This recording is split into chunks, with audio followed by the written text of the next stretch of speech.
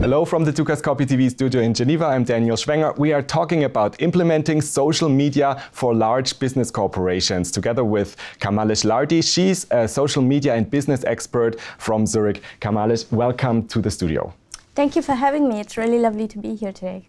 Thank you. And social media and to implement it for corporations, it's not a question anymore, but more how to implement it. And you wrote a book that presents a guideline how to incorporate social media into large organizations. Why did you write this book?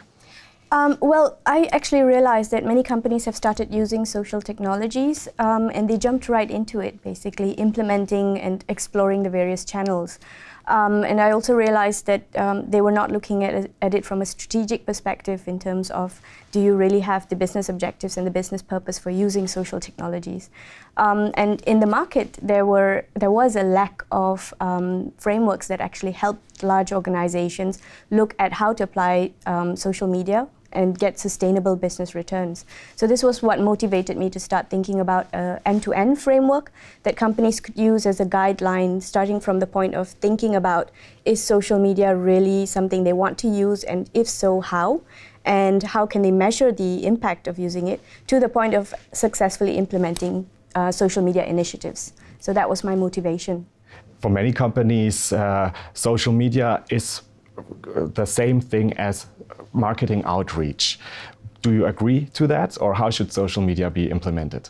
I partially agree. So social media is essentially people communicating and interacting with one another online, right? Supported by platforms such as blogs, microblogs, and social networks, and so on. So it really does have something to do with this communication and marketing perspective, which is why logically many companies started exploring and using social media for marketing.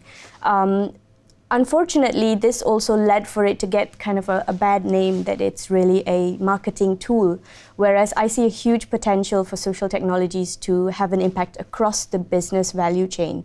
So really looking at different business objectives or business challenges that a company might have, and looking at how social technologies could actually support that.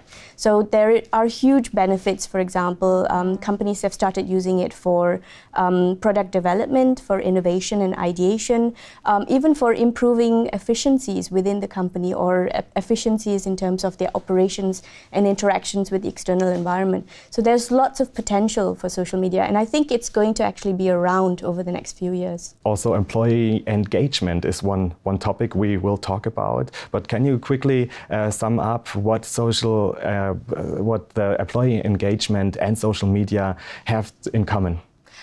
That's actually an increasingly growing popular area where companies are starting to look at how social technologies could be applied within the company as well.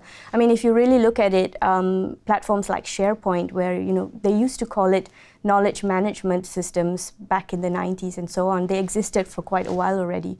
But now with this addition of the social elements that make these technologies more intuitive and more easy to use, you can actually start looking at building communities within your company. So employee communities, for example, improving the effectiveness of communication between employees, as well as top-down, bottom-up, and also looking at potentially using your employees for brand awareness and engagement. So there's lots of potential to use social media within the company as well. So you named a lot of potential advantages and benefits.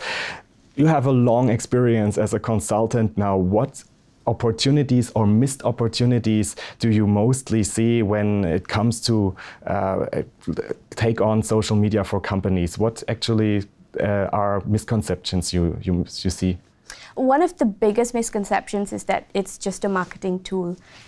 So this is an area where you really see companies just using social media like any other traditional marketing and communication platform, where they broadcast messages and they use it in quite a traditional way.